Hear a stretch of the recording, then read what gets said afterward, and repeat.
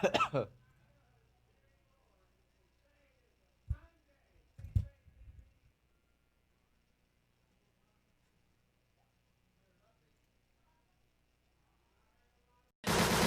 game plays right here. Are you ready for some football?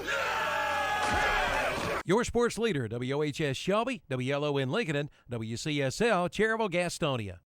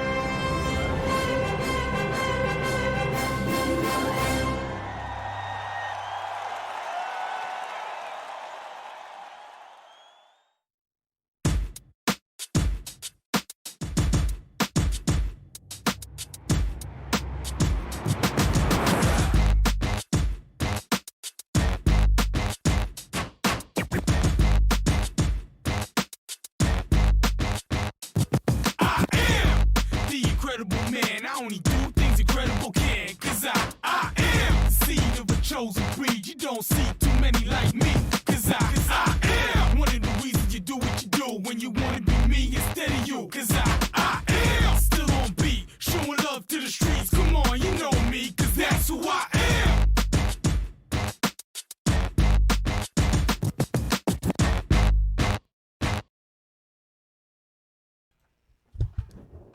Good afternoon, everybody. Live from KTC Broadcasting Studios in Cherryville, North Carolina.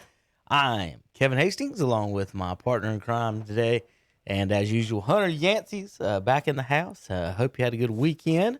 Hunter, did you have a good weekend? I guess. Yeah, overall. I guess I can ask you. Overall, can't complain. Can't complain at all. Just watch sports, and more sports. Got a big weekend coming up this weekend, don't you? Yes, I do. So we got live today and Wednesday of the Joxx podcast here.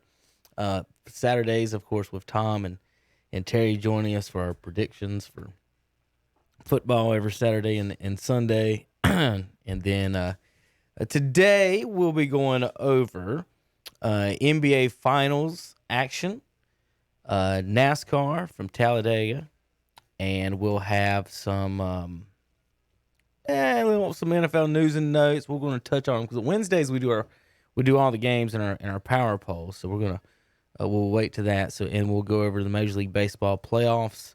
They beginning today? They should begin today, right? 4 o'clock. They begin today. The Atlanta Braves, Hunter. Yeah. I tell you what, let's start there, and let's get you all fired up real quick. They're playing in these the bubbles, Quote unquote bubbles. or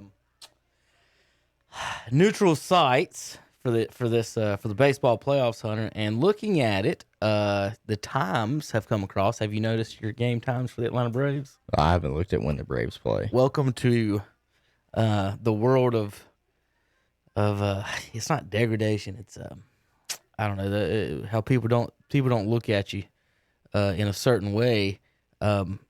Basically, St. Louis Cardinals land in baseball playoff times. Now, Midday. there you go. Yeah. Every day, you ready? Mm-hmm. 2:00. Why? Every day the Yankees are on at 7. Yeah. Well, 8. It's East Coast, so they can't say that's the reason. The only reason is viewers. Mm-hmm. And they're putting the Dodgers and Yankees, who have the biggest cities, on the viewers in late night and in prime time. So the argument can't be, Hunter, that they're doing it because of West Coast, because then the argument would be, well, right. we don't want the Dodgers playing at 4:00, but who cares about the Braves? They can play at 4 all they want. Right. So that's not the argument. It's obviously nothing about. It's unfortunate that they do that too, ratings. because Real quick before you go, wouldn't that? Because I want you to put this in your thought process.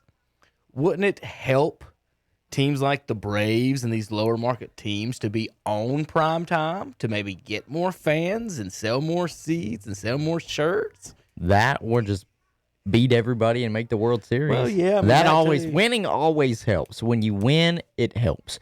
What doesn't help either is the fact that they stagger the starts for these divisions. American League is starting today.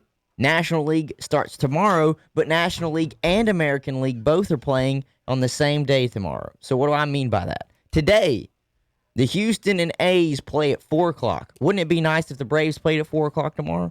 Not 2? Well, they can't do that. Well, why is that?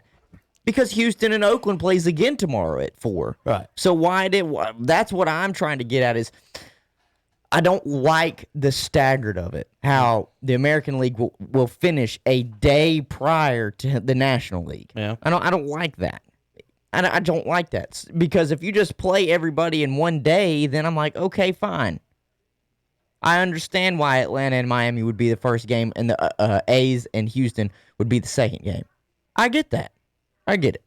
Because they're trying to fit 4 games in one day. Mm-hmm. But it makes no...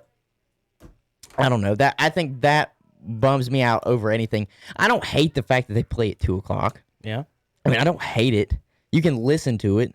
You can watch it. You can probably put it on your phone somewhere. People that are at work, I mean, you can watch it. If you want to watch a baseball, it's the same thing we always try and tell high school ADs and stuff. If somebody wants to watch a game, whether they go or put it on their phone or on their television, they're going to watch the Does it not game. just make you mad, though, as a Braves fan, that they're basically that Major League Baseball is dismissing They dismiss you, your fan the base. entire fan base in general by saying, you know what, guys, we're not going to make the Yankees fans watch TV at 2 o'clock. We'll make Right. the Braves fans watch TV at 2 o'clock, which most people are working. Mm-hmm. And so, again, so you're supposed to, as a Braves fan, as a Cardinals fan, if they play at 2, I'm not sitting there and watching the Yankees at 8 o'clock. No. Are you going to watch the Yankees play at 8 o'clock? I promise you I'm not. I'm not I'm like, not no, watching. no. Listen, after the Braves game finishes, probably Kick close to off. around 4 o'clock, Yeah. I will not watch any more of the baseball games that day. Yeah. More than likely. I will not watch the Houston A's game. I will keep up with it on my phone. Same with New York and Tampa Bay. I'm sure you're San more Diego and concerned LA. with San Diego and That's LA. that's the only one that I'm concerned with because I think we win our matchup and I want to see possibly who we get matched up with. Other than that, do I give a damn about the American League games? No, not at all. Now, history is not with you guys, Hunter. The Braves have only won championships, one in each city, and the Miami Marlins have never lost a playoff series in the history of the franchise. They get in it, they win it, boy. 2 for 2. They're going for 3 for 3. You know what's funny, though? Yeah. This is a weird year, so none of that matters. That's true, too. This But is a they've weird won year. None of that matters. They've won 2 World Series while you've been alive. Yes, they have. And the Braves haven't won any. They won it the year before I decided to come into this world. that didn't have nothing to do with your decision. No, it didn't have nothing to do with my decision. But I'm saying this, Atlanta, sure, you can look at all that. And Yeah. yes, it might make, to some people it might mean something. To me, it means nothing. I look at how we played against Miami this year. We won 2 more games than they did when we head-to-head matchup, so we were over 500 on them. We didn't have a losing record against them this year. We hung 29 on them at one point. And I'm looking right here at this pitching matchup. Right now it says Miami is still undecided on who they're putting out on the mound. We know who we're putting out there. Max Fried. It starts in just a little bit, don't? No, that's It tomorrow. starts tomorrow. Well, after the New 3 or York. 4 days off. Listen, why is there even a Look, decision? I'm looking at this right now. This is for tomorrow. Mm-hmm. Miami has one undecided. New York has one undecided, and San Diego has one undecided as well. Do they not have aces? They must be wondering whether or not it's worth it to pitch your ace in the first game. I don't see why not if we're going to pitch ours. Well, I've told you that my philosophy on that sometimes is that, especially in y'all's situation, so you guys have 2 things to think about with only one, I don't want to say quality starter, but that you can rely on. What if he goes, and you guys are a great example, in that first game. What if he shuts out the other team, but you get shut out too? Right. It's a waste. If you can't score, if you don't win that game, every game he pitches, y'all need to win. This is playoff time. And so when you match him up against another ace, Hunter, look at it this way. What if I said this, Hunter? It's best of 5, right? Yeah. Let them pitch their ace in 1, you pitch in 2, however way, and y'all split. Aces win both of them, right?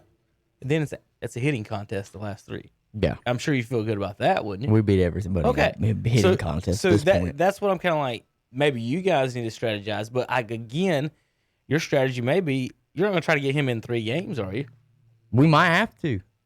I mean, If we think I'm saying if we think we're going to lose one to the with Marlins, no off days, we want him is ready. The schedule available or going to be to do that? Because remember, in normal series circumstances, to be able to squeeze a pitcher in 3 times, there's off days, there's travel days, so they're not going to have any travel days. So that's one thing I'm wondering and concerned about, just with all the baseball teams in general, how they're going to handle that.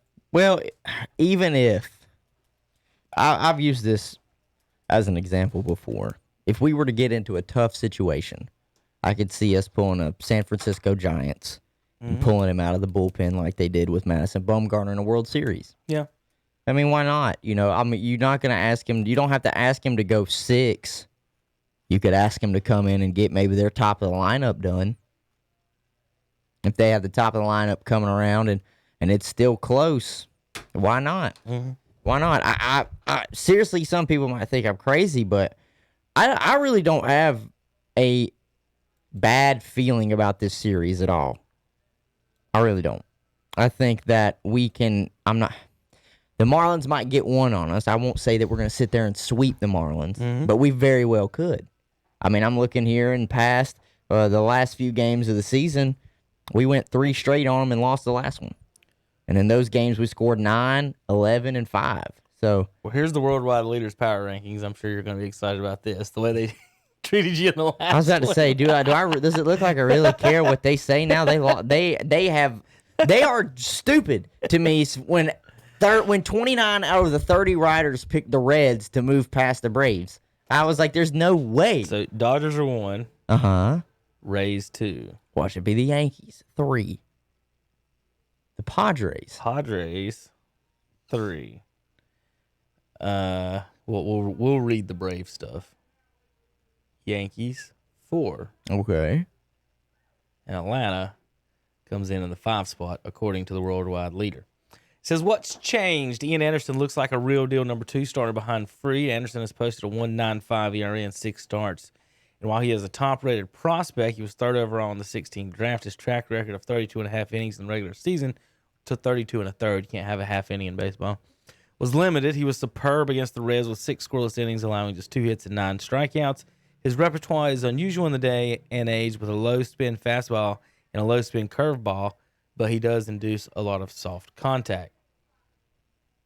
What we didn't learn, okay, Freed and Anderson look great, but it's what the Braves do after these two that might determine how deep they actually go in the postseason. Kyle Wright is the likely 3 starter, and he had a 5.21 ERA, although he finished with a couple of good outings.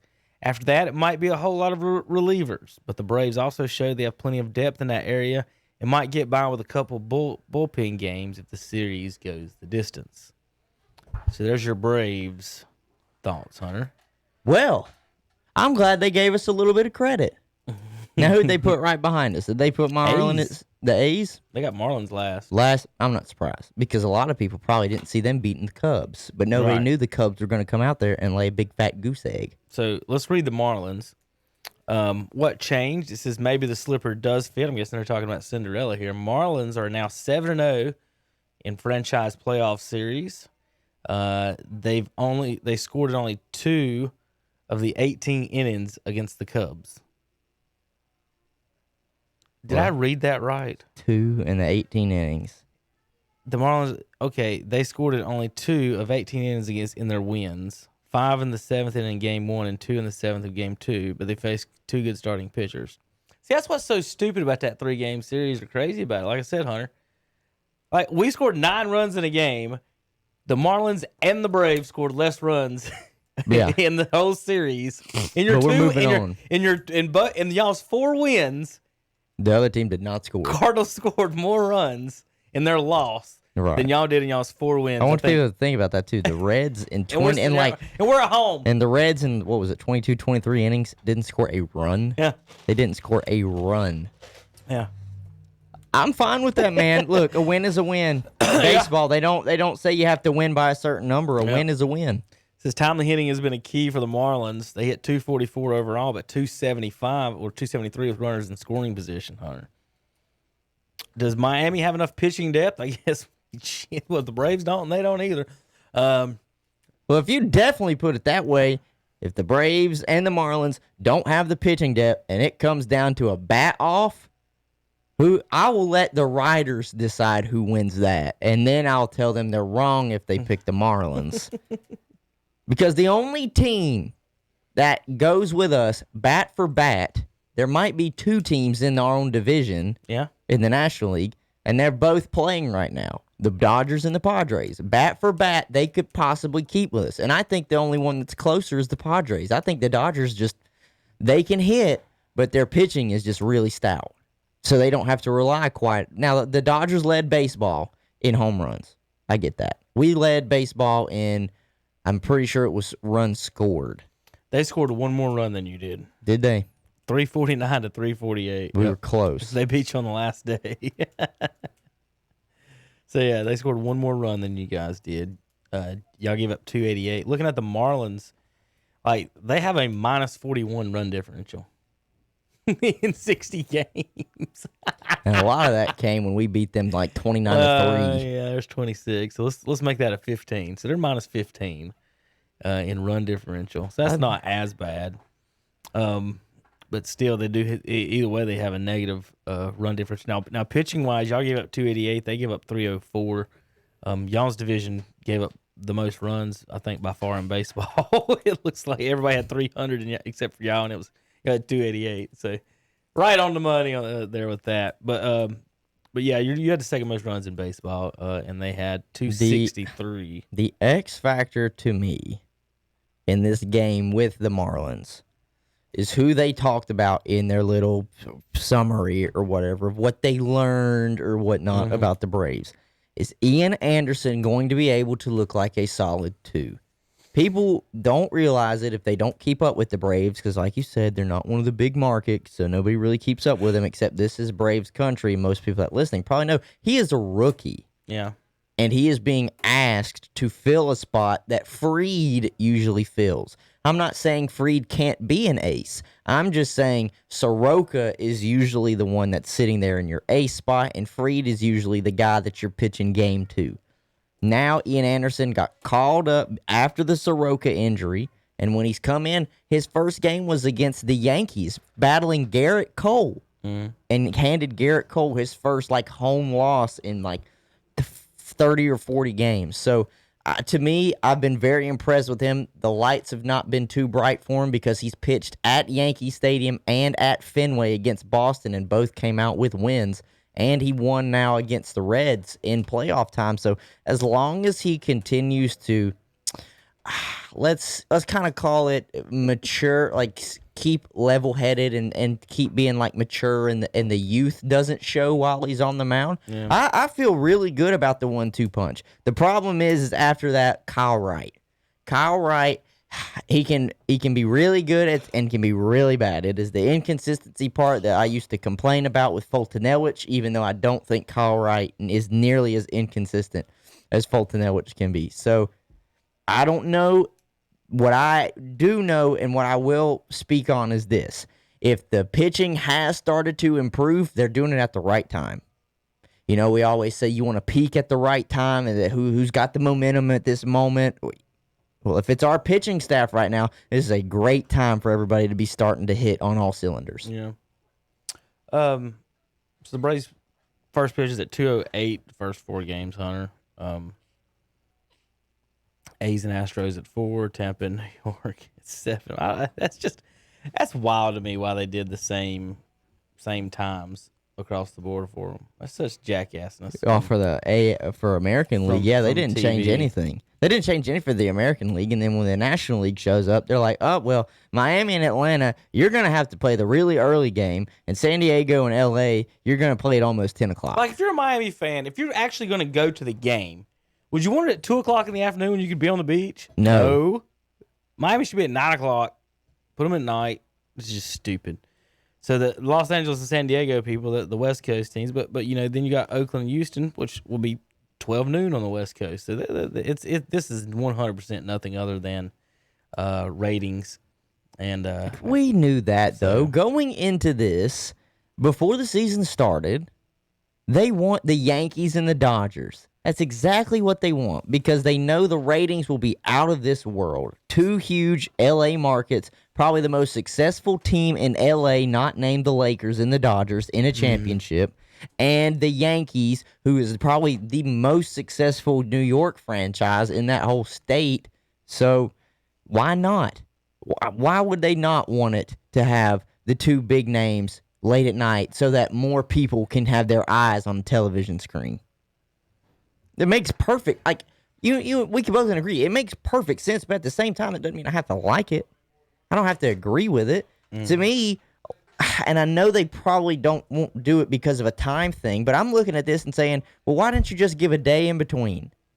A day in between. You're going to have Houston playing at 4 o'clock and New York playing at 8 o'clock. there's no days in between. None of these. Why couldn't you have done a day in between? They should have rotated them around. Well, I was just going to say, if you did a day in between, you could give then, if you want them to be the early game, Miami and Atlanta at 4 o'clock or at 4:30. I just don't like it being, for the fan bases and everything like that at all. It's just...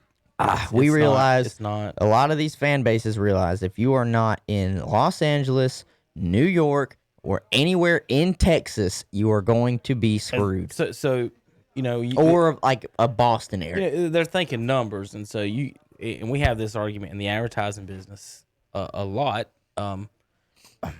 Let's say, Hunter, you are selling Teslas. Mm-hmm. Okay, and would you rather show that commercial to Yankees fans or Braves fans? Yankees fans. More than likely. If you're selling hunting boots, do you want to sell your commercial to Yankees fans or Braves fans? That's stereotypical, but right. But this is how advertising works. Oh, I know it has to work. You got to look at the demographic and you have to look at the regions. So what I'm saying is that you would say Atlanta, even though technically you could argue for both because how large the brand of the Yankees is, how it's not just a regional thing, like how Atlanta could be considered just a regional thing. The Yankees is more of a national brand. Who does Brady advertise for? Who's his sponsors? Brady has got Uggs. Mm-hmm. Truthfully, I can't really think There's of another his. high price like car brand or a watch brand or something like that, but all of his brands are extremely expensive brands. Mm-hmm. So my point is, there is no point showing Maserati commercials to. You can show 9 million people Maserati commercials, but if those 9 million people would never buy it, it doesn't matter. Yeah. It would be better to show the 2 million Braves fans your hunting boots as opposed to the Uggs. Is my point. And so the TV networks want to brag about having more numbers watching, what those numbers are. Right. So, like, if you got 7 million elephants watching, or 7 million people, or 2 million people, which one would you rather have? The 2 million people that can spend the money. Basically, but then me and you can sit here and say, well, it's not the television stations it's not the TV networks that are deciding when these teams play. Yeah, it is. Well, it's the advertisers because they're saying, look, kind of, sort of. If you want to, more people are going to be off work at night, obviously, East Coast wise, because that's where most of the major cities are outside of LA and maybe Dallas or Austin. Are you having different advertisements though on the same network at 8 o'clock as you did at 2 o'clock? Probably. Slightly different. Mm-hmm. Not too much. The point I was trying to get at is the being unfair. The almighty ratings number isn't the most important number when it's not if it's not valuable. And that's what we try to tell, some of our local advertisers, where you can get on the internet and you can advertise on the internet. Go ahead. To everybody, But you don't know who's looking at it, or where they're looking at it. Hunter, if I spend $100, as I got a business here in North Carolina, okay, Abernathy Chevrolet, let's say, or say Saturdays, Friendship Chrysler Jeep Dodge, right? Is it smart for him to spend $1 million on advertising in Australia? No. Or would it be smarter to spend $1,000 in Shelby? So that's what I'm kind of getting at with these, is that it's they put it over there for the overall numbers, but maybe sometimes quality is better than quantity, I guess, is the theme of that. All right, Hunter, going forward from here, who did you pick to be in it from the beginning? Let me see. I got it right here. Atlanta and Minnesota. That didn't happen. Minnesota so got whacked. Who you got now to face your Braves? Looking at the Braves, I continue to believe that they can at least make the World Series. That is a head and a heart pick. I believe they can make it. Will they? Cannot promise. But, so I have Atlanta out of the National League, since the Twins had to fool around and get swept. I like Oakland. I really like Oakland a lot. But I like Tampa Bay too. And I think Tampa Bay will pose a big threat pitching-wise to the Yankees. I'm going to go with the A's. I'm going to go with Oakland. Okay. I'd like to see the two A's battle it out. There it is. Let me make The two different A's. The Oakland A's and the Atlanta A's. What if they were like, yeah, we're changing your name to the A's? Sorry. Somebody asked me about that yesterday. Well, what was it? Tom said they're thinking about changing the Indians' name to the Tribe, and I'm saying, well, my God, what are they going to do to the Braves? Yeah, I talked to from what I've seen, that the word Brave is okay for now, but it's the imagery or any of this That's stuff. what I've read. I've read that the organization does not plan on changing the name Braves anytime soon. But they want to get rid of the tomahawk chop. And the only thing Daniel Snyder said he wasn't ever changing it, and it changed. So that's because they played with his pocketbook. That's what I'm saying. You never know. Oh, I know that. I know that. Tomorrow, protesters might show up at Truist Stadium and burn the thing down because they're called the Braves. As I say, you just never know with people nowadays. Listen, this is the only thing I have to say about it. If they do that to the Braves, the Chiefs will need to be next. Need to be. Not they will be. They need to be next. And then I'll let you go after the Florida State Seminoles and see if you'll get away with it. Well, the Seminoles is an actual name. I know it's an actual name, but there's your Native American imagery, the Seminole. But not only that, they're the ones that started. Indians are actually called the Catawba Indian Nation. But also the Florida State's the one that quote unquote started the tomahawk chop. So if you don't want Atlanta doing it, you better tell Florida State they can't do it. So Hunter, you're just overall problematic. Let's think about it. I think we've agreed. I think me and you have agreed now that it seems you cannot just have a nickname at all because they're all problematic. I know. I'm saying you are. Hunter Yancey and himself is problematic. Why am I problematic? So, is it because I'm a white male in America? Well, but you think about the teams you pull for. Two of them have already changed their name, and two of the other two are being threatened to change their names. Two of them have changed their name. What are you talking about? Oh, Washington. The Bullets. But we've got to be, Hunter, the only North Carolina radio show with a Wizards and a Bullets jersey in here. Right. We've got Tar Heels, Chicago Bulls, Cleveland Browns stuff in here. Everything. Philadelphia 76ers, Sunbelt Champion t-shirts. It's just all over the place. Miami Dolphins helmets. So it's just all over everything. But it's just all over the place. So let's think about it. So Hunter likes the Redskins. They have changed their name to the Maryland football team. The Bullets, because that scares people, had to change their name to the Wizards. Now the Braves, and then Hunter's also a Tar Heels fan, which that name originated during the Civil War. So, but for reasons that don't have anything to do with anything. But Hunter, it's my fault. When you're 45, I know when Hunter's 55, 60, he's gonna be talking to his grandkids and be like, "Kids, I used to pull for 4 teams that don't even exist anymore. They might be in the same spots, but they don't even exist anymore." Yeah. Like, it's funny though when I see it's Did we miss anybody? I don't think. No, I don't know. Baseball, basketball, no, football. No, that's it. Are you a Chicago Blackhawks fan? No. In hockey? I'm just trying to figure out where you land on Hockey-wise, that. I'm not really a diehard hockey fan, but I'll root for the Hurricanes. That can be problematic. It kills people. God almighty. It's a natural I'll be there in disaster. just a second. It's a natural disaster. There's been some arguments on that about whether you should name the team on the natural disasters things too. There's actually been arguments over that too in the past, whether hurricanes, cyclones like Iowa State. I'm trying to think. It seems like there was another. What did we said multiple times? What's the point of even having a nickname now?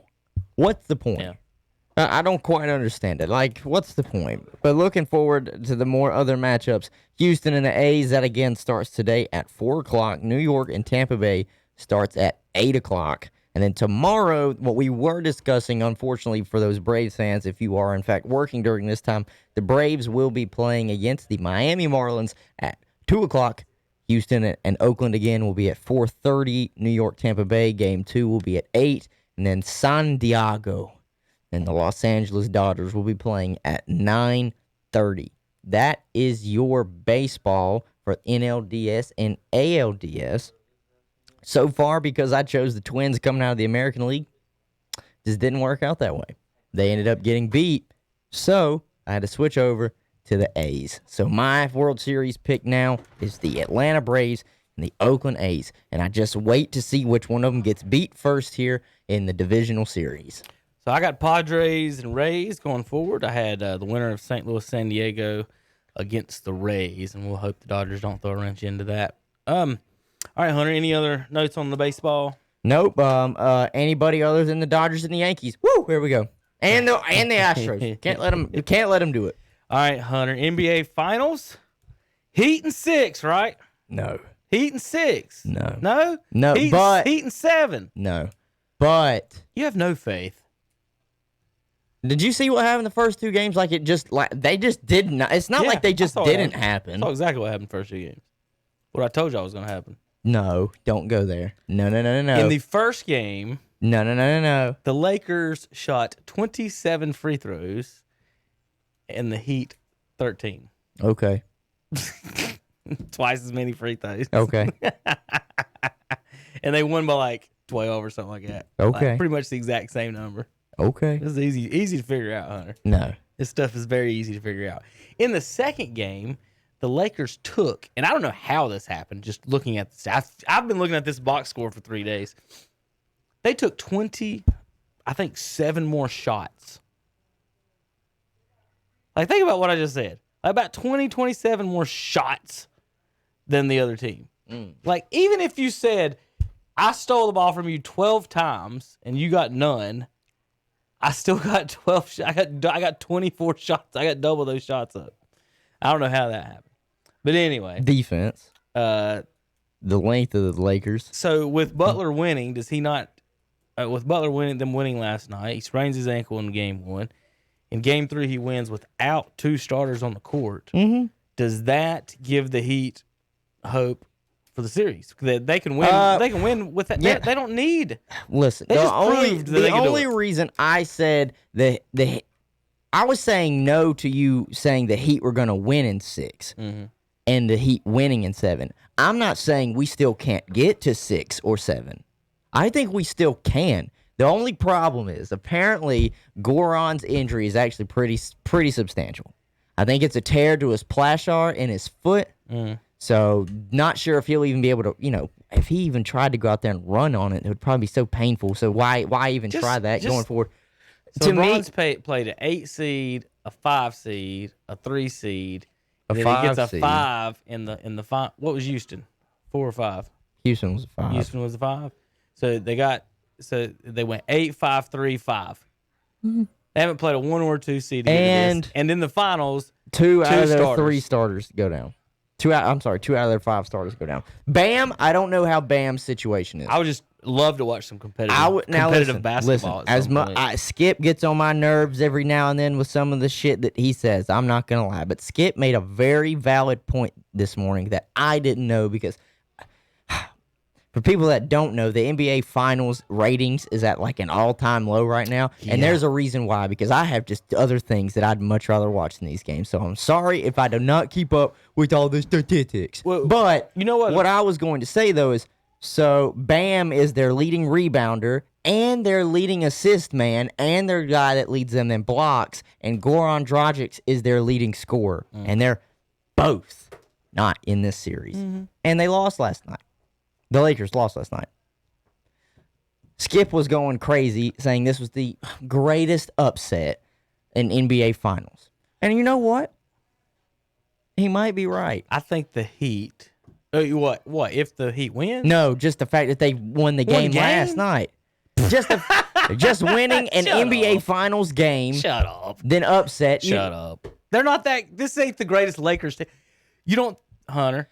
Jimmy Butler, who sometimes has scored in these playoffs 8 and 6. Allen Iverson's team beat a way better Lakers team than this team. And this Heat team's deeper than that Philadelphia 76ers team. If they're going one game, I'm calling that. I'm sorry, did 2 out of their 5 starters get hurt and not even be able to play? All right, Hunter. Their leading guy, the guy that leads them in points, guy that leads them in assists and rebounds and defensive blocks. Yeah. He didn't play. Name me 2 other starters on Iverson's team. Mutombo. That's one word. I said name me 2 other starters. You know who that is? Yeah. That's one. Yeah. I can't name you another one. So okay, no, wait a minute. But you're talking about something that happened in the early 2000s. I know. Okay, and then we're talking about, and then you're like, well, name me 2 starters here. Oh. Well, I mean, I can't help we do that because they're playing right now. Missing 2 starters. My point is, you can't even name the starters on the Sixers. If they were missing 4 starters, you would only know it because Dikembe wasn't playing. That team wasn't that good, Hunter. And this, put it this way: this Heat team is probably better than that Sixers team.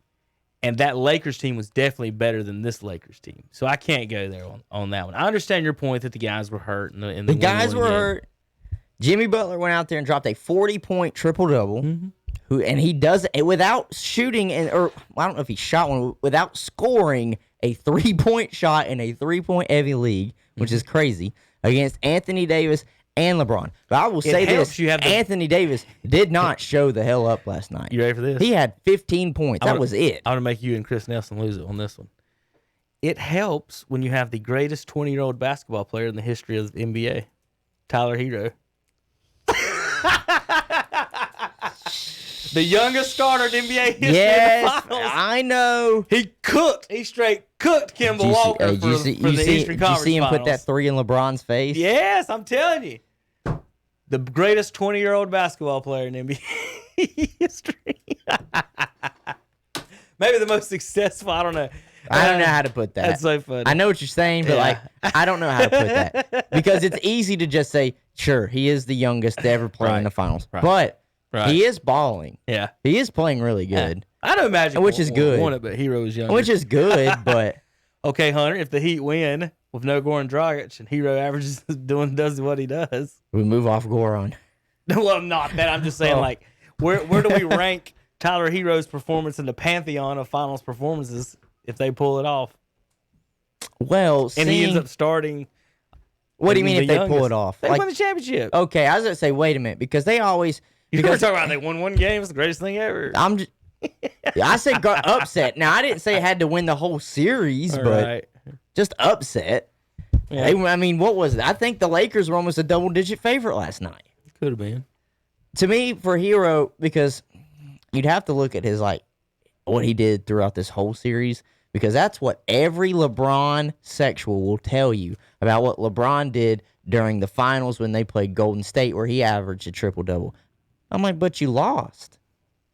Yeah. But you lost. And it's the same thing you could say here. Well, what did Tyler Hero do throughout the whole series? And it's like, at the end of the day, no one's really going to care because, first of all, he's not LeBron, and 2, they'll more than likely lose this series. He's a hero.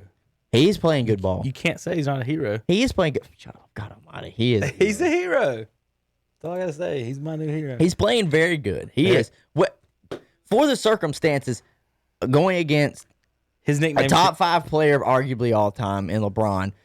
And Anthony Davis, who might be the best player in basketball right now, His while nickname KD's hurt. should be the Foo Fighter. You like it? You like it, Tyler, the Foo Fighter hero. I'm just saying, for him, what I was getting at though is he's not shied away from the moment. What about 3 Foo? I don't know. Duncan Robinson's just as good at three from than Harrow is. He's ancient. The way he's decrepit. He's done. Duncan Robinson. Yeah, heroes. He's 20. He's the champ. He's the hero. Hunter. Duncan Robinson was an undrafted free agent too. Think about that. Here's your stats from the other night, and I did have a quote where I wanted to. You mean last night? I don't have the exact quote, but I got the gist of it. So Butler last night with 40.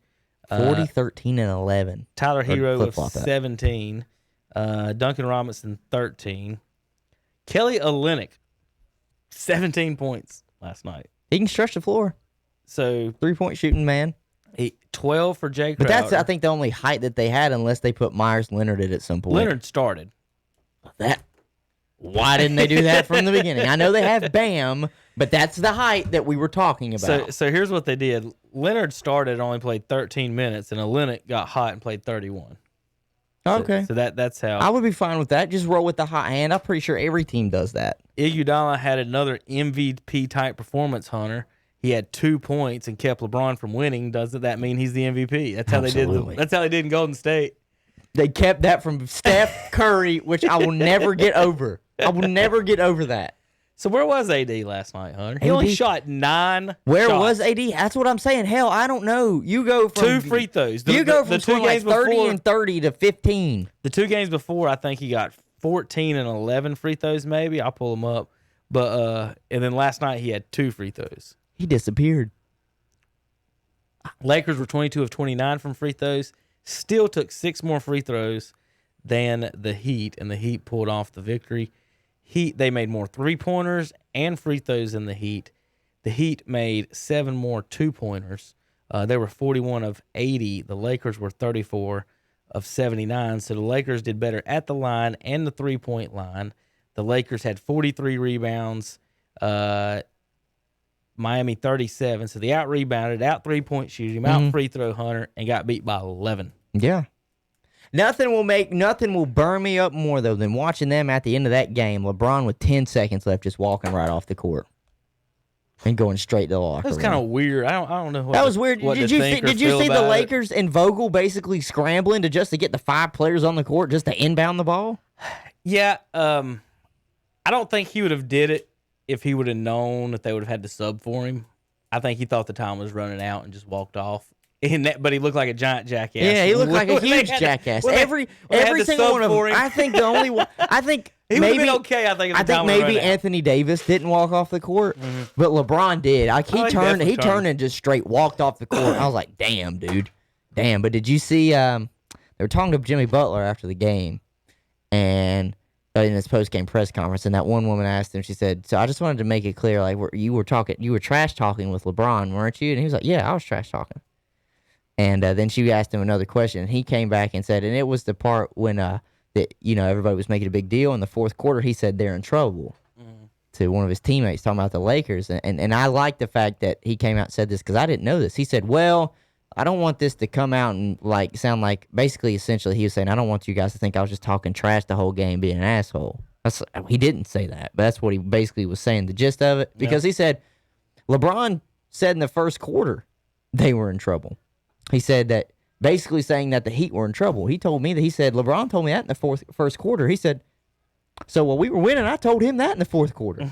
And I love it. I love it. I love every minute of it. Jimmy Butler is absolutely just he is trying so hard to elevate this team by himself. So you have to respect the effort that they has.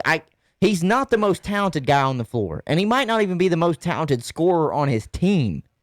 But, man, he plays hard, man. He played all 45 minutes last night. What's this? How about in game 2? Olynyk had 24 off the bench.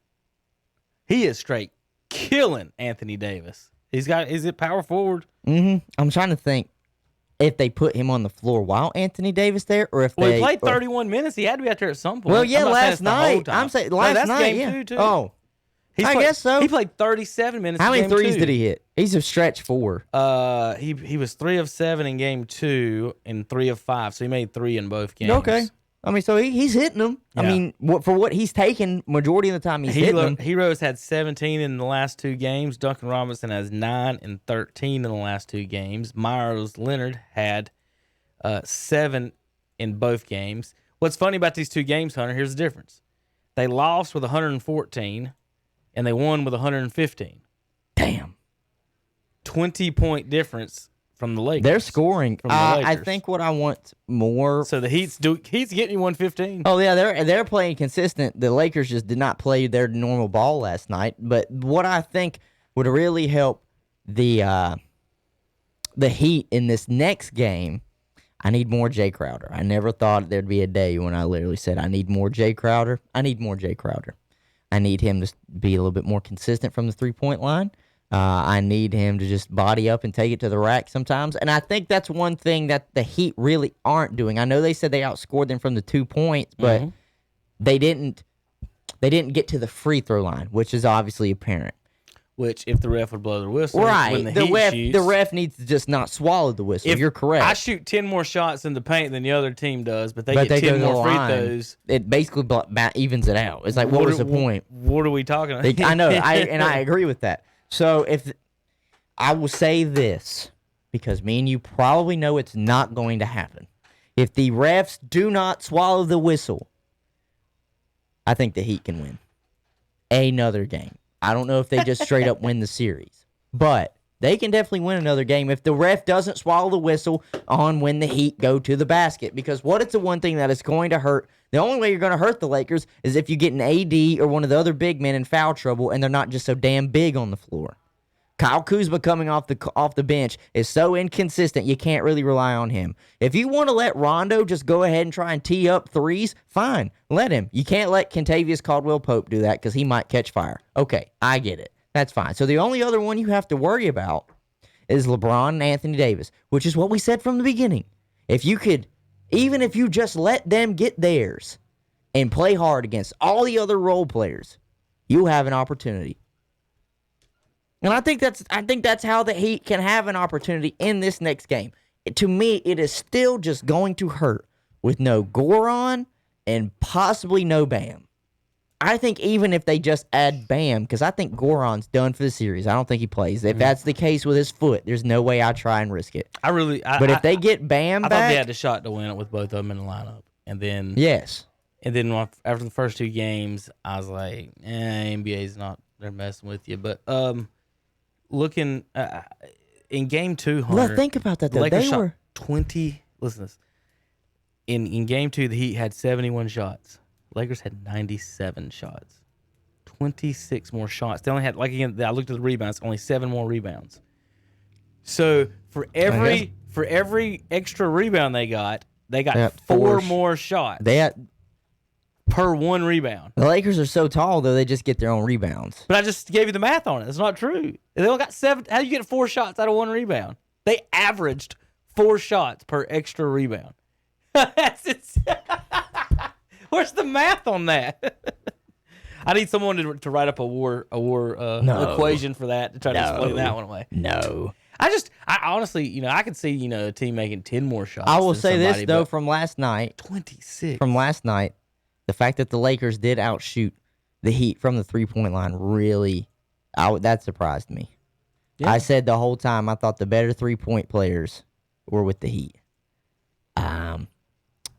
That just really surprised me. Well, your main playmaker is not on the court, Hunter. Dragic is your driving kid. Yes, no, he's not on the court. So he's your Not only driving that, kid. he's one of their more consistent 3-point shooters too. Mm-hmm. Outside of maybe Harrow, Duncan Robinson, of course, and Jay Crowder, because I think that's what makes it so impressive last night that Jimmy got 40 is, I don't even know if he took a 3. He can't hit threes. Of course, as soon as you asked that, I clicked. And off not of only it. that, he guarded LeBron. Yeah. He did that all while exerting energy on the offensive side and on the defensive side. All right. Now, is he going to be flat dead in this next game? Maybe. He's just wore out. So I'm gonna give you a choice on this.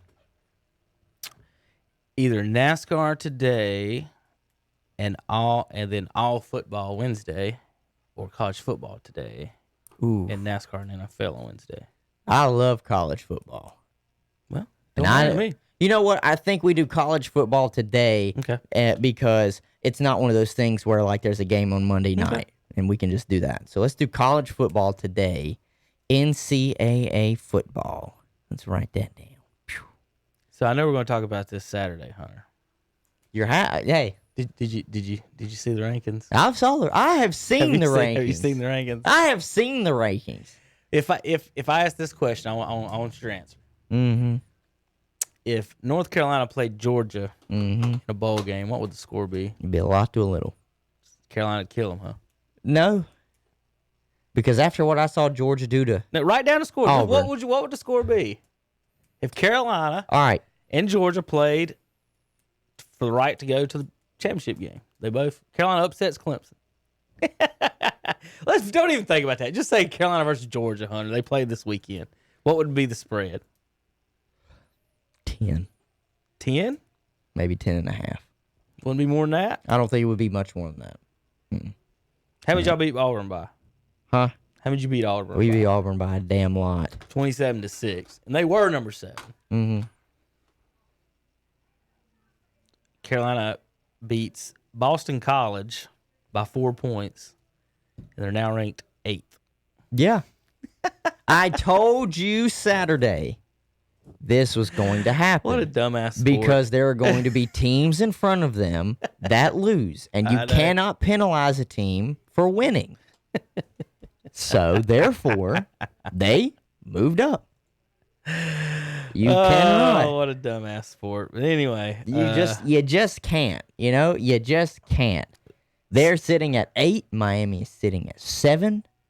For some reason, 0-0 Ohio State is sitting at 6. I mean, okay. And Oregon is 12th, 0-0.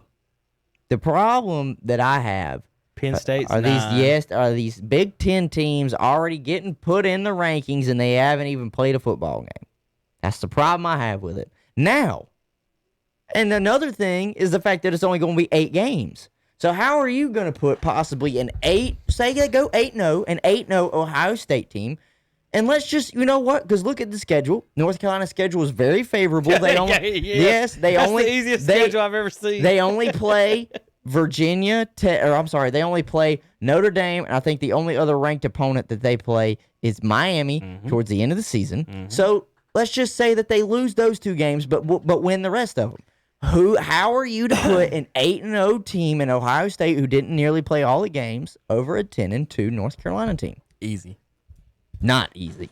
Easy. It's not easy. It's very easy. The same thing can be asked about Georgia has got a murderer's row schedule right now. So say they lose against 2 of the ranked opponents that they play right now, and they're playing an 11-game schedule, just like a 10-game schedule of nothing but SEC schools. Nothing but SEC schools. How could you put an 8-0 Ohio State team over possibly an 8-2 Georgia who has probably better quality wins? See, that's why I don't like if these schools are going to come back and play these seasons. The Pac-12 is going to come back and play 7 games. What the hell? Why can't you just play the 10, maybe a 10-game schedule? Like, I just don't understand that. I mean, because I'm looking at this too. Pac-12 schools getting ranked. Oregon. You really think Oregon is going to be better than a lot of these SEC schools? No.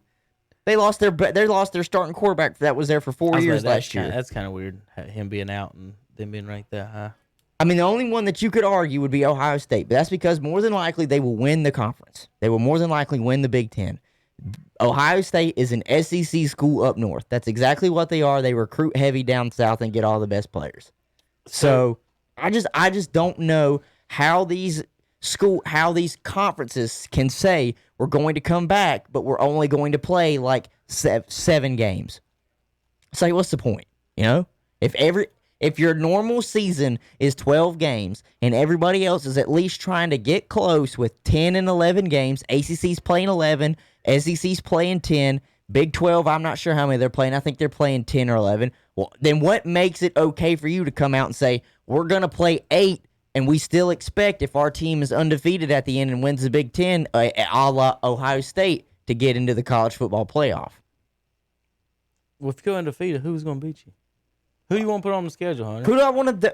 You want them to play Vanderbilt? Here, let me look and see what. Kentucky. Let me see who Ohio State has on their schedule. If they have it built out. Sorry, Tom, if you're listening, I am giving the Big Ten. It's not just Ohio State. I'm not just picking on them. It's the Big Ten as a whole. It's a crock of horse for you not to play a 10 to 12 game season.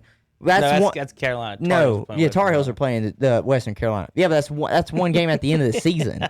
That's just to make up against the game against Charlotte. I'm not going to sit here and say Charlotte is a strong opponent, but they'd probably be stronger than what Western Carolina is going to be. So here, the games on the regular season games for the Ohio State Buckeyes, and I'm arguing this as a Georgia fan too, in case Ohio State was the reason that it kept out a second SEC team from the conference college football playoff. They play Nebraska, not ranked. Penn State, okay, that's a ranked team. There's one. Rutgers, what the hell has Rutgers done in football ever? Maryland, Indiana, Illinois, Michigan State, not the same in football. And then you end with Michigan. You have mollywopped Michigan maybe for the last 10 years. That's not a rivalry anymore. So you play two ranked teams, one in your second week, and one at the end of the season in your Ohio State Michigan game. I get that big rivalry. The oldest rivalry in the South in football. Auburn and Georgia just played, and Georgia absolutely handled them. Okay, who do we have this week? A ranked Tennessee. Then who do we have the next week? I'm pretty sure it's either a ranked Florida or a ranked Alabama. So already, just those three games alone are more difficult than over half of your schedule, Ohio State, in the Big Ten. Play somebody. Here's the easy... Well, Hunter, what if Auburn loses the rest of their games? Then you didn't beat a top 10 team. Okay, that's up to Auburn. That's what I'm saying. You don't know that yet. Tennessee could easily go 3-7 or whatever it is. Maybe. And they're not a ranked But team. who do you blame that on? Do you blame that on Tennessee or do you blame that on the competition that they play? I blame it on the voters who put them in there, like North Carolina at number 8. When they beat Boston College by 4 points. Listen, you can't fault somebody for winning, but you can fault somebody for losing. If they would have lost to Boston College, where would they be ranked? What were they before? They were 12th. 12th, probably 23rd. Okay. I think they would have fallen back at least 11 to 12 spots. All right, so because that's how they do every other team. You're correct than an SEC team, but. That's because most of the time when an SEC team loses, it's to another ranked SEC team. The top of the SEC, everybody knows, is heavy, where they're all strong and they can all whip up on anybody. The difference is this year they're almost all playing each other instead of just playing the one or two good teams on their side. Like Georgia and Alabama don't ever play regular season games against each other. It's always either in the conference championship game and then maybe the playoffs if they get in together. This week's Tar Heels game could determine which team ends up 3rd or 4th in the conference / ranked in the top 15 by the end of the season. If and I don't think this is an easy matchup either. No. It's Virginia Tech. Well, no, it's not. They're ranked. And Virginia, not only that, Virginia Tech just beat. Wait, who did they play this week? They beat NC State. State beat Pittsburgh. State beat Pittsburgh this week. Virginia Tech beat Duke this week, and they did it without 21 players. Duke's 0-4. Undefeated in the ACC right now is Clemson, Miami, North Carolina, Virginia Tech, and Notre Dame. Virginia Tech has struggled. They already did beat State. That was week 1. They beat State. So they've beat State and Duke. So they're looking for a clean sweep of the Tobacco Road. This isn't the grandest football team ever, I would say. No. But to me, I would say both of these teams should be ranked about 20th or 25th. Well, I'll say this. 25th if the voters watched that game, the North Carolina game, and they want to judge them on how they played that game, I would have been perfectly fine with North Carolina staying exactly where they were, 12th.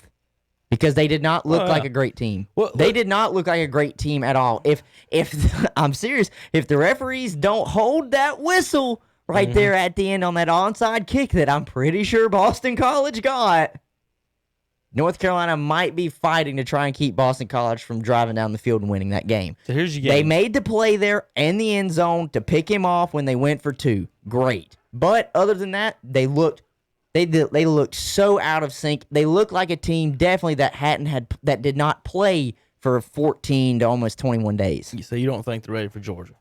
Hell no. Listen, I'm going to be straight up honest, but I don't know many teams in the SEC that are ready for Georgia. Here's the Tar Heel schedule. At Florida State.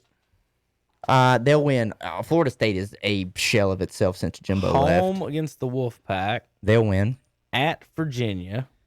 Oof, that'll be a tough one. At Duke. They'll win. Home against Wake Forest. Should win. And murderer's row of football here. Yes. Well, the Then they get back-to-back Notre games, Dame at home. that's going to be a tough one. We'll probably lose that. That stadium probably half and half. Yeah, I think it would. Well, that's going to depend on what the governors do. It's Well, I mean, after the election, so But not, well, that too, but also, as of right now, I mean, they said outdoor venues can have 7% capacity. So there might be some people in the stands regardless. well, that's what I'm saying. If the Democratic governor gets a Democratic president on election day, They're not changing anything. something's going to, will we have less fans and no fans? True. Or if we get a Republican governor and a Republican president on election day, the stadium may be filled to its It'd be capacity. rocking, dude. That's what I'm saying. Like, Did you see the any? football attendance is going to be based on who we vote for That's crazy. in November. Did you see What a the? dumbassery. Did you see the any pictures or any videos of the fans at the Georgia game? Yes. You would have never thought that nobody could go. You'd have just thought Georgia was a bad team. They weren't concerned. They weren't concerned. No. They had actually a decent amount of fans there. Where I was thinking, you know what? I think the fans are actually playing a part in affecting Auburn's play right now. They were loud enough. I've watched a couple NFL games to where I was thinking about them There's not kind of having any fan noise, Uh-huh. how it has to affect, like playing in the Superdome with no fan noise, That's probably so weird. playing in. But they did say that. I thought they did say at least NFL level you can pipe in noise. They're doing something. The Seahawks. no 12th that man. completely changes that. The same thing with, you go to LA and it may be empty now, but if you were playing them regular, you'd probably have half your fans Yeah. there. Whether it's Nobody's gonna be there. So like, some of these teams are definitely missing a home field advantage, and we'll see about that. So North Carolina ends the season with Western Carolina. Why'd they even put that on the schedule? They should have just ended the season with Miami. And went Well, I on. think it was because the ACC, like, they have to play 11 games for it to be fair, like win losses wise. So they probably just had to make up for it. But that don't affect the conference standings. No, at it all. doesn't. No, So but it that's would a- affect their overall record. To me, though, it's weird. I don't quite understand why they couldn't just come to an agreement with Charlotte to just move the game to the end of the season. Yeah, Say, a look, lot of we're- people were asking that. Look, too. we're still going to play you, but we just going to have to move it to the end of the season. I don't know. That's weird because if the NFL can do it with Kansas City and New England, where they were like, look, we just got to get all these tests done, but we're still trying to get it done this week where you can play, or take the Tennessee and Pittsburgh game together. They postponed it completely from this week, but they're moving it to a different week. So that's Right. why I'm like, well, why can't you do that at the college level? Why do you have to cancel it completely? Why can't you just move it? Should have some pretty decent matchups this weekend. Looking at the schedule, huh? Oh, yes. See, and that's one thing about college football. If you've got teams that aren't ranked, and people don't ever think about this, Hunter, if let's say 19, let me find a lower one to get an idea. Mm-hmm. So we're looking at, let's say, all right, here, Iowa State versus Texas Tech. Iowa State's 24th. Let's just, for example, say Texas Tech is ranked 32nd. Mm-hmm. So that's basically like saying you're going to watch the Bengals and Jets this weekend. Yeah. And we're talking about how big of a game it is because it's a top 25 game. Mm-hmm. And we're like, no, not really. So looking over here at, say, Virginia Tech versus North Carolina. Let me pull up my Well, power rankings for from the college. other day. The implication of winning every game and it being a must is what makes even a top 25 matchup a big game. Because because the loser of that more than likely is going to drop out or possibly even drop back, of course, but drop out of the top 25. And it's just one of those things where people complain about it all the time. How it seems like every year for the past few years, the NFC least seems to get somebody in that's 8-8. Mm-hmm. Well, at the college level, there will not be anybody coming close. That's 6-6. You have to win. No, you don't have to win anything. College, SEC, coming second every year, you get in. You can win the Sun Belt every year and never get in. You come in second or third in the SEC. Don't Alabama not even make the conference championship game and get in? No. Didn't it happen one time? Mm-mm. Yeah, it did. Mm-mm. It did not. Are you sure they didn't get in one of those times? They didn't I am miss the championship sure. game. I thought they came in third one time when Georgia had come in second and won, and they snuck Alabama in the back end of that. I'll have to look at that. I think you're wrong. Either way, Hunter, 19 versus 8. That's Virginia Tech, North Carolina this year. We'd be watching the Bears and Redskins. Ooh, good game.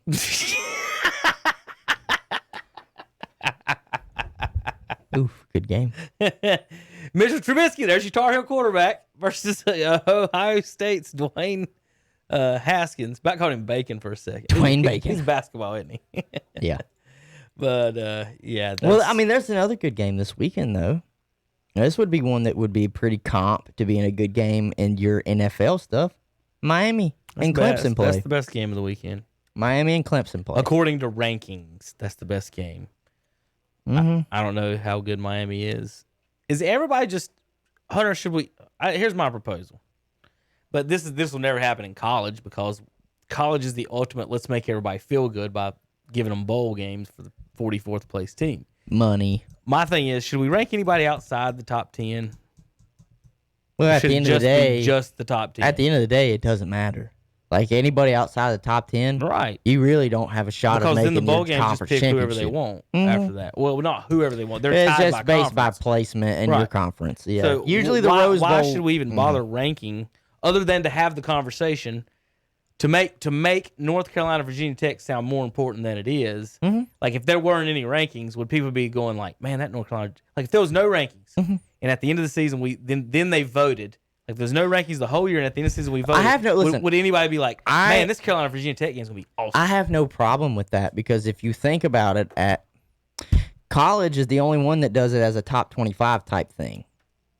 It's like everybody in the league, though, in the pro sports. I know. It's like, think about it, though. There are like 200 to 200 different colleges, that could be classified as Division I. But I'm just saying, college is the only one that does the top 25. Even at the professional level, when they do like their power rankings, they usually only do your top 10.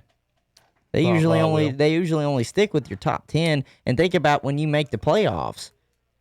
Technically, in basketball for the NBA, you taking the top 8 from each 16. side. So you're taking 16. That's not 25. Baseball definitely isn't taking 25. They just now this year decided to take over half the league. So that's why you had somebody come in with a losing record.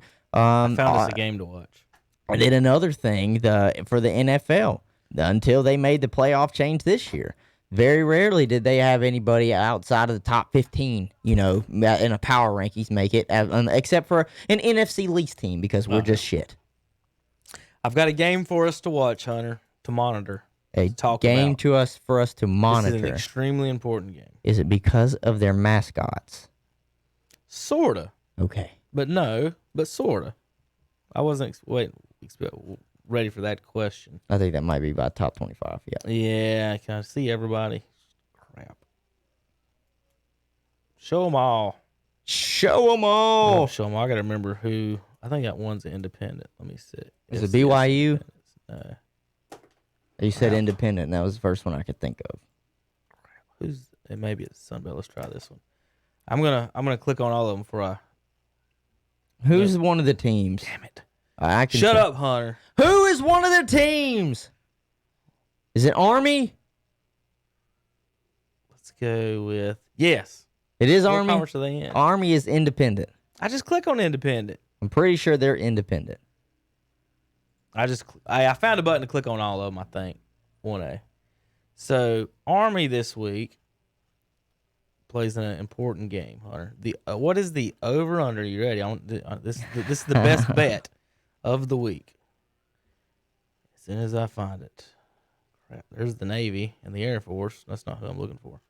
Well, Shaduki. What do you mean?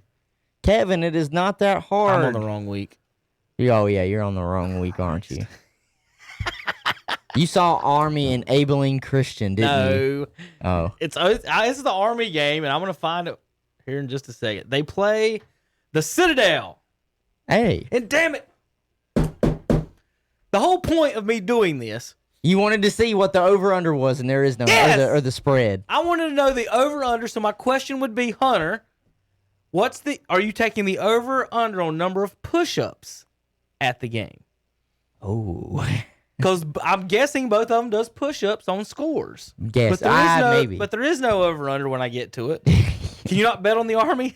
Is that against the illegal? law? I think the Army's going to win this week, boys. Put 50 down. But, I mean, surely to God, Hunter, between Army and Navy, we could come up with a better competition. I mean, the Army and the Citadel than an actual football game.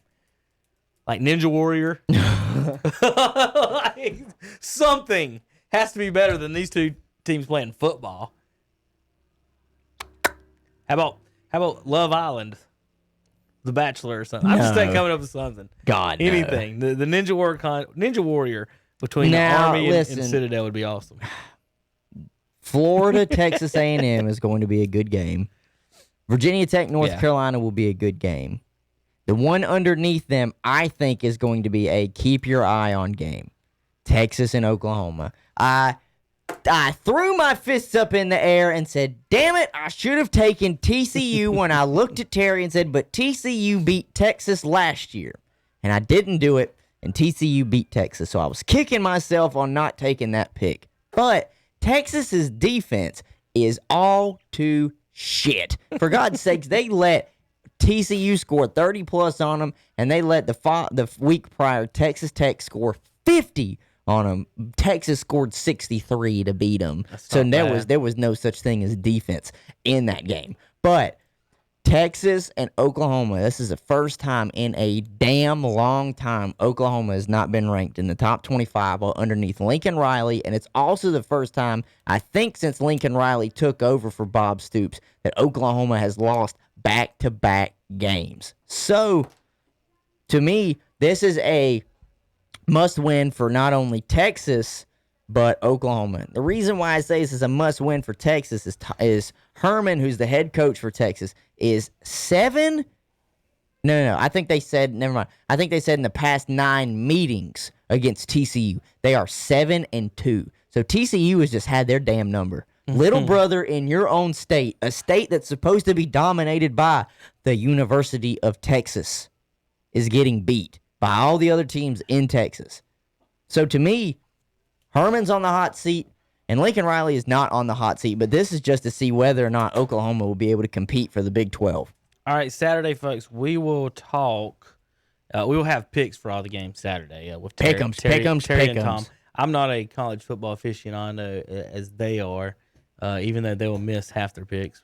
No, they won't miss half the picks. You'll miss a few big ones.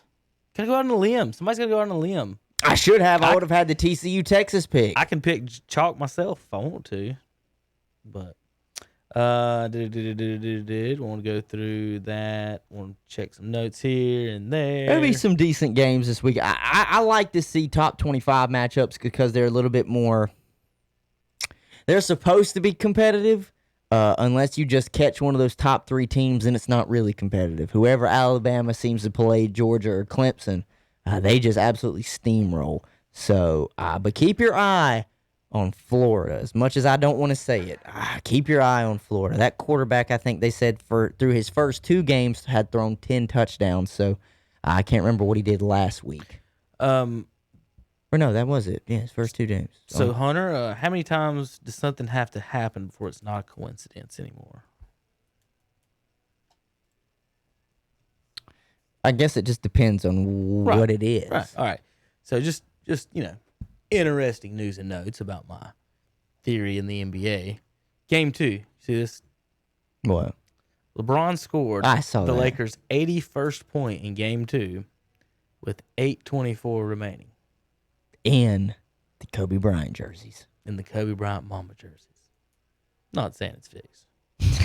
Just saying it's weird. It's not fixed. I'm just saying it's weird, Hunter. Not saying, Yes, not- it is not weird. saying I it's saw fixed at all. that, and I'm with you. I was like, how convenient. How convenient. But I'm not sitting there saying, that was damn fixed. That was fixed. Here was a headline that I knew you'd like. Lightning claimed the first Stanley Cup title since 2004. Damn. The first The time. first time that they've ever done that, really? Oh, wait, no, they did it back in 2004. Yeah. So it's not their first time. No. Oh, okay. First time since then. Okay. So wait, I hate that does that mean so this is much. their second time, or did they do it before They may have done it 2004? 10 times. Exactly, but I don't know. All I know is this is the first time Right. since 2004. God, I They can't, might have won the Stanley Cup 7 times. I can't stand the Who knows? news media and their play on words. Play how, on how they words. do things. It has to be gripping, Kevin. It has to grab somebody by the balls and just say, "Yes, come read me, so I can make money off of your clicks." That's a funny picture. I'll show you after the show. It'll get somebody antsy. There was one, and I couldn't find it, but I did mean to text you this weekend that had said something like a team had done something 5 times since something. And I was like, thank you. Thank Well, God. And I wanted to send that Thank to God they've done it 5 times. I was busy since. doing something else. And I'm like, I'll get back to this later when and send it to Hunter. But they actually did something. What we're talking about is when people, or when new sports writers are the worst, or sports casters. They'll say, like for an example, Right. They'll say the Yankees won a World Series for the first time since 2006, Oh, or whatever year it was. That reminds me. Well, I holy have shit, they've won 27 of them. right. I have to tell The you. first time since. That drives me crazy. So for those of you that might not, Something minor. you might be new to Shock Joxx or new to KTC Broadcasting. We do obviously. We cover high school athletics as well in the area when they're playing. Obviously, they're not playing right now, but we do color commentary on the radio. And I thought this was freaking hilarious. I had to tweet it. So I was watching. I don't know if you saw my tweet about it. I was watching the North Carolina Boston College game. Yeah. And so I can't remember the guy's name. I think it was Greg McElroy. So he used to be the quarterback for Alabama back in 2009 and won the championship. I think he was doing the color, not the color, but he was just the guy on the side. He said there was a play where they had a late blitz and they sent 3. Mm-hmm. And it was North Carolina's defense that did that. No, it was Boston College. Regardless. This is what he said. That play is called Hey Diddle Diddle 3 up the middle. I said, what the hell did he just say on national television? As if that's an actual play. He said, they call that one Hey Diddle Diddle 3 up the middle. I'm thinking, excuse me? Talking about the defense. Yes, talking about the defense. That play the defense ran was Hey Diddle Diddle 3 up the middle. I would bet a lot of money that's not what it's called. Under no circumstances is a defense, Hunter. Hey Diddle Diddle. Yeah, those words aren't coming out of anyone's mouth on any defense you've ever been You just on. got the mic. You got the mic back there. Diddle diddle. If you're diddle diddle. if you're standing on a defense and someone makes the call, hey diddle diddle, just leave, just quit, because y'all aren't stopping. You are not beating anyone. But that's not the play call. What a fool. he said That's that pretty funny. play is called Hey Diddle Diddle 3 up the middle, because they sent 3 up the middle and they got there, but. Ooh, I don't believe the diddle diddle comes before that. I will say this. That's so funny. But you ever see that sometime, or you ever listen to some of those games that get called and you're just listening to what the commentator says and you're like, what the hell did you, excuse me? I feel see that's one reason I try not to care / get mad at the announcers. Well, we do it. For anything, yeah, because you do it because you've been in baseball games. Yeah, you got to or feel 41 to 12 football game. You got to feel it You gotta talk somehow. about something. Something. Say something entertaining. You got to keep the listeners, keep the viewers tuned in, and do something. So, Tom, how's the wife? Right. Yeah, there you go. You never know. I bet you didn't know that pitcher's mother's name is Sally, and she makes the best apple pie in the area. Some bullshit like that. As long as we didn't talk cherry pie, I'm good. But I don't know what you're making over here with Sally. She's selling her seashells by the seashore, and Hunter's making cherry pie with it. Damn it. Yeah. So, all right. Oh, man. Let's go over some news and notes across the sports world after the weekend. News and notes. So, Talladega this weekend. We'll get more of it on Wednesday. Denny Hamlin wins. Beats DiBenedetto by about... Let me get myself on the screen. That far. And at Talladega. And DiBenedetto was clearly upset. He doesn't have a ride next year yet, and so we'll see how that goes. Giants say Jalen Ramsey threw the first punch in their fight, if you check that out. Umpire is suing Major League Baseball. You know anything about that? Assigned to the Padres-Dodgers game. Chubb is hurt, Hunter. Yes, MCL did see that. to miss several weeks. And we're going to talk more about that on Wednesday. Yeah, I clicked on this umpire story. Angel Hernandez, umpire who is suing the MLB, assigned to the Los Angeles Dodgers San Diego Padres series. Now, I think they only made this a story because he is suing Major League Baseball. I don't think it's like a big deal that he's the one who's going to umpire the Dodgers-Padres game. But now I want to know why he's suing Major League Baseball. Oh, alleging racial discrimination. He will umpire the National League division between the Dodgers and the Padres. Cuba-born Hernandez sued in July 2017, claiming he hadn't been assigned to the World Series. Is that Angel Hernandez? You said Hernandez, didn't you? Yeah, Angel Hernandez. People think he's an awful umpire. That's probably why he was not scheduled for the World Series. Claiming he hadn't been assigned to the World Series since 2005 and hadn't been promoted to a lead on a crew, and it was because it was racial. 2005? 2005, yes. Because it's racial. Yes. He hadn't been assigned to the World Series since 2005 and hadn't been promoted to lead a crew. So all baseball has to do is prove that a minority in the last 15 years has been promoted to lead a crew or been in the World Series. That's all they have to do. That's all they would have to do. That's all they would have to do to provide that. Hey, guys, last year we had a minority. And then they can literally just say, I want this on the docket here in the courtroom. Angel Hernandez, it is because we do not think you are a good umpire. I'm just going to say this about Angel Hernandez. I don't know the exact things. Maybe it comes true, and that's the reason. And I don't even follow it that much to know, but I do know that every time he umpires a game, if you get on Twitter, his name starts trending on Twitter. Like there's 3 to 5 other umpires on a Major League Baseball field, depending when it is, and his name trends all the time. And it's never Hunter. Well, by damn, Hunter, this umpire's making some good calls tonight. Put him up there. Make a statue of him. He sued in July of 2017. Homie, it's 2020. All right. What was the decision? Obviously, I guess they haven't made one. This is kind of Hernandez was made an interim crew chief this season after a dozen umps opted out because of the coronavirus pandemic. During a Boston-New York American League Division Series game in 2018, Hernandez had 3 calls at first base reversed after replay reviews. So maybe you're just not that great at your job.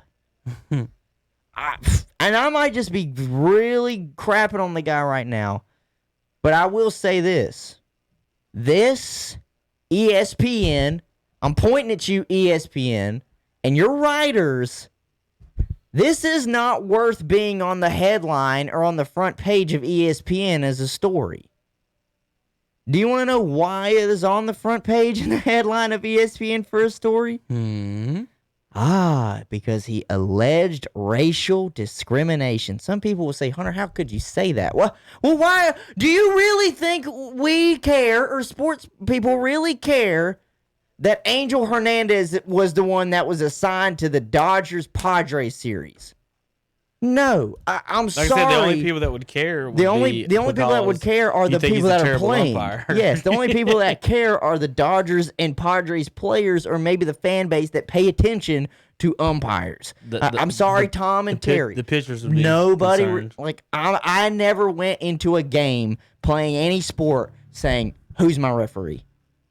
Who's the side judge? Who's the guy in the center?" Now, Hunter, I will say this. And this it'll be different in baseball because of the guy who's behind the plate and his strike zone. So Major League Baseball, the way they do the K zone, it shouldn't matter anymore. That's what. It shouldn't, we've talked but about it does. But lower levels, some umpires, it is.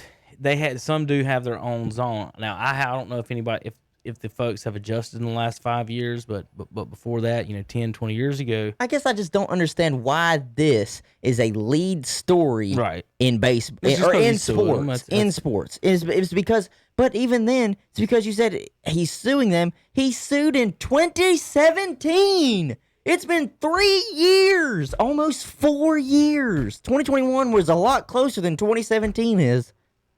I don't get this. I just don't understand why ESPN is pushing this narrative.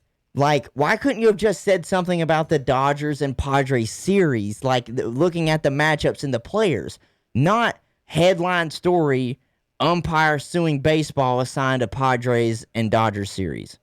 You're trying to make it more important than it needs to be. Yeah, you not think I bet TV cameras will. Yeah, the TV cameras are going to be on him all night, aren't they?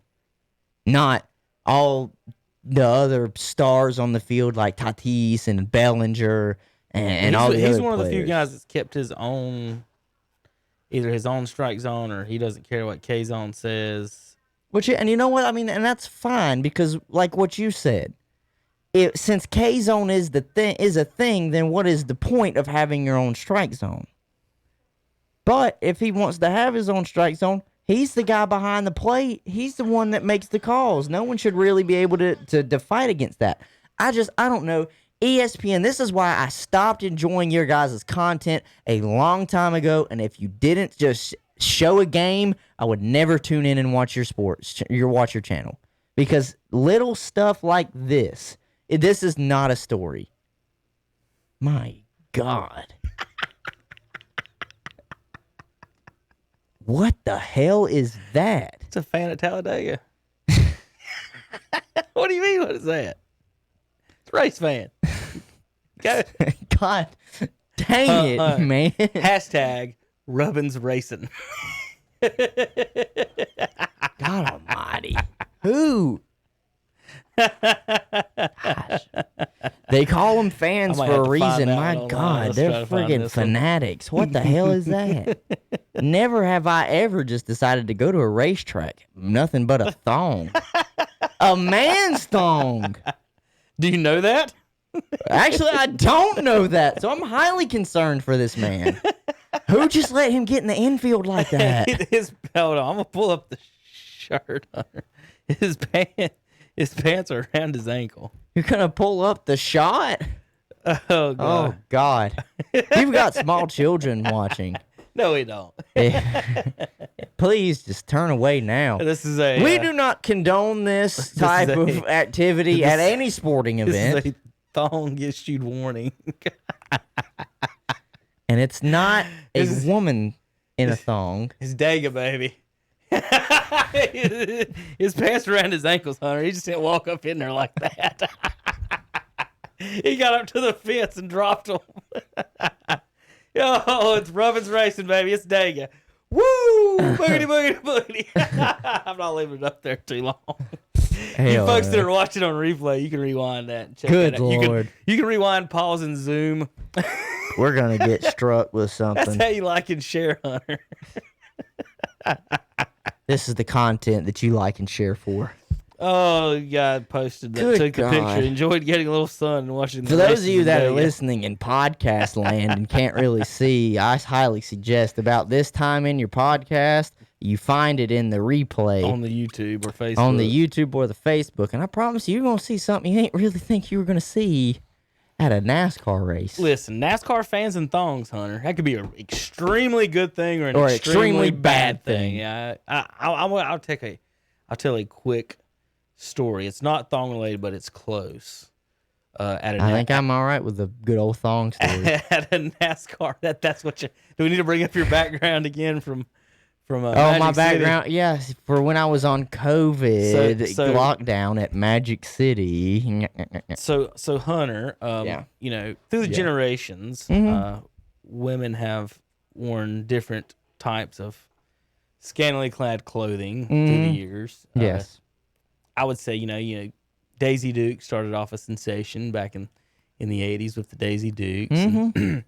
And girls have worn different things over the years and to wear whatever. So we're at the race. And in your generation, Hunter, at some point decided that y'all's thing was going to be butt cleavage. You understand what I'm talking about? Yeah. Okay. The booty's hanging out the bottom of the Exactly, shorts. yeah. So me and Dad took Austin and Belle to a race. Oh, God. And there were some inebriated folks No. in front of us walking into the race. Okay? Yeah. And there was two guys carrying. So obviously they didn't read the cooler rules. So if you don't know, in NASCAR, you can take a 12 by 12 cooler as long as it fits under your seat, maybe even 14 by 14. So, and you can put whatever you want in it. Nice. You can take all the liquor, all the beer, Nice. all the food. You can take whatever you want. Nice. Just don't take any weapons. But Not nice, but go ahead. But the guys in front of us apparently were told by someone somewhere that you could take a cooler in, Hunter. They had the biggest cooler that you could get. It wasn't like, hey, let's take. Each one of them had one over their arms. Yeah. They had a full 4 foot wide cooler that they had to. Each one of them had to get one end of it, and they thought that was going to go into the race. Okay. So they're walking in front of us, Right. a good 20 feet or so, just not paying attention. But the young ladies that were with them were also inebriated and wearing said such shorts. Some guy stops and says, "Hey guys, y'all can't take that big ass cooler in there, you dumbasses." It was just somebody else walking. Right. And they're like, "What? I thought we'd take coolers." And they try to explain to them. Well, they stopped, and you know, there's a crowd walking in. So the girl stopped behind them. We're kind of in the tunnel, kind of behind them too. My son doesn't pay attention where he's walking. And he walks straight smack. I'm talking this close from putting his nose in this girl's cheeks.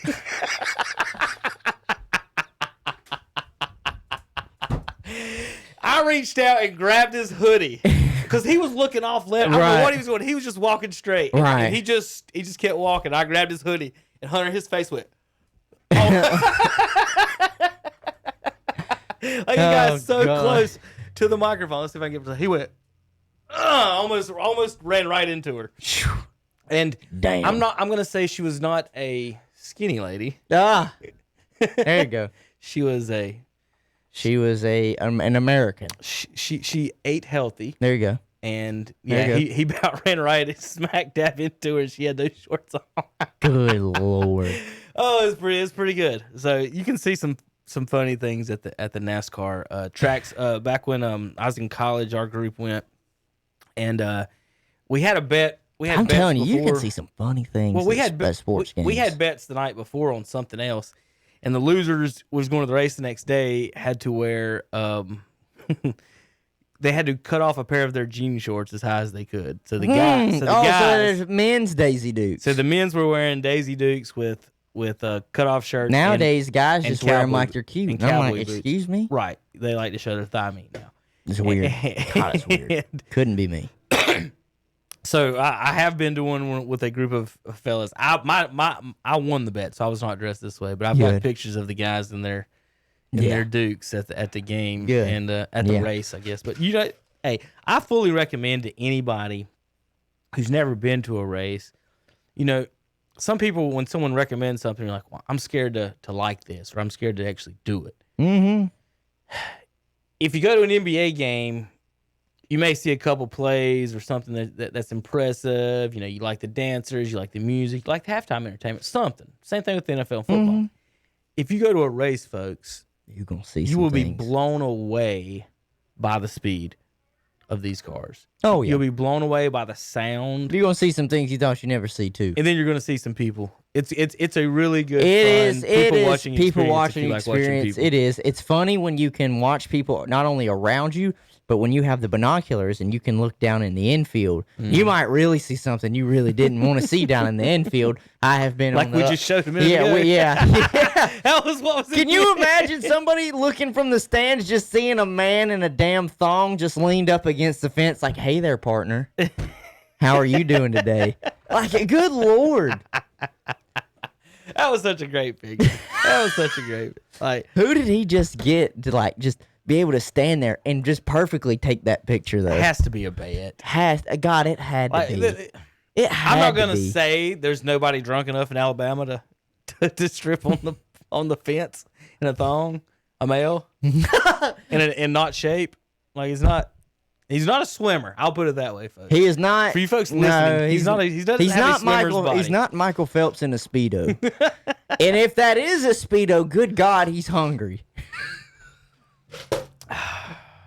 You hate that I said that. Hunter. You hate that I said that. Well, he didn't look hungry. You don't get it, dude.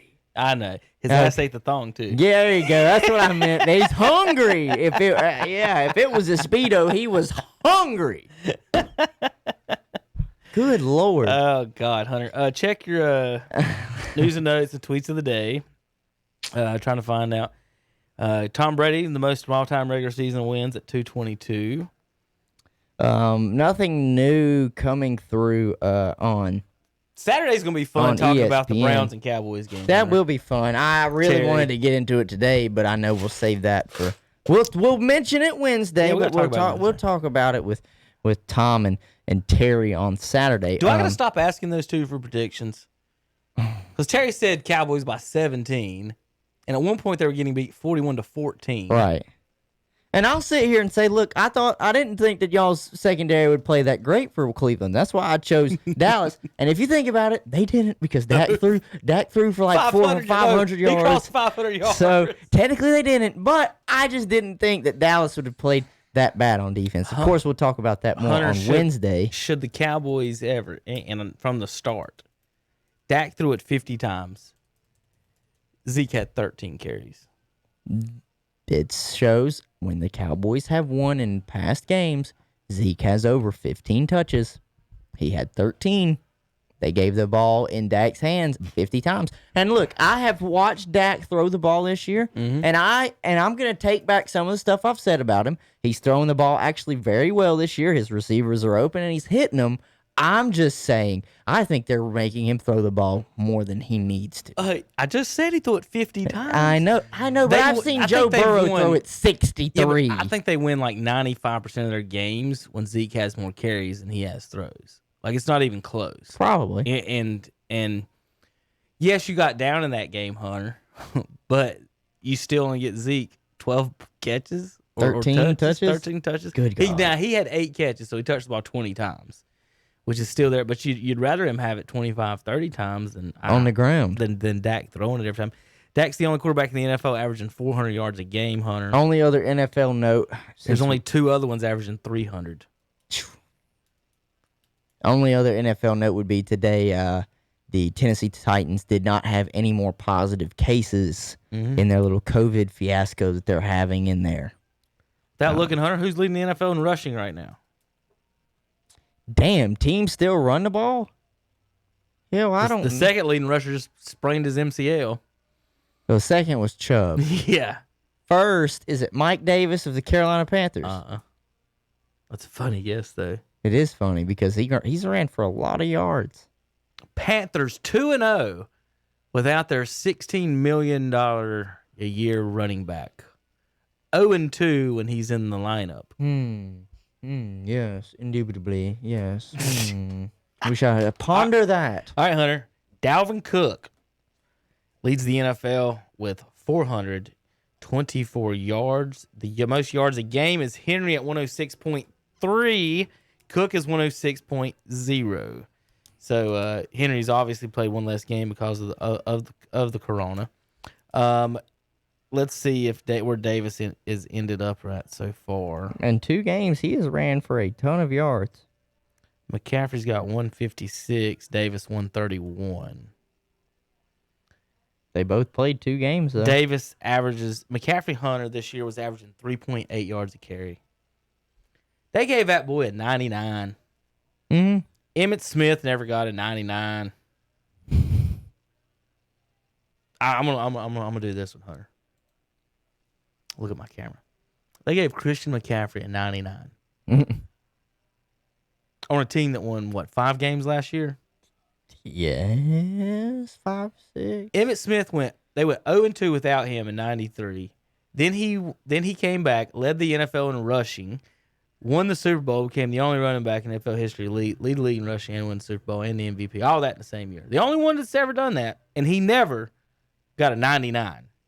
And McCaffrey's averaging 3.8 yards a carry this year. Mike Davis, Hunter, if you're wondering, 4.4 yards a carry with 2 wins. They're 0-2 with McCaffrey, averaging 3.8 yards. I will say this is the only thing I'll say on it because we're talking football Wednesday, but I think the Panthers look really good. Kyler Murray's 11th in rushing.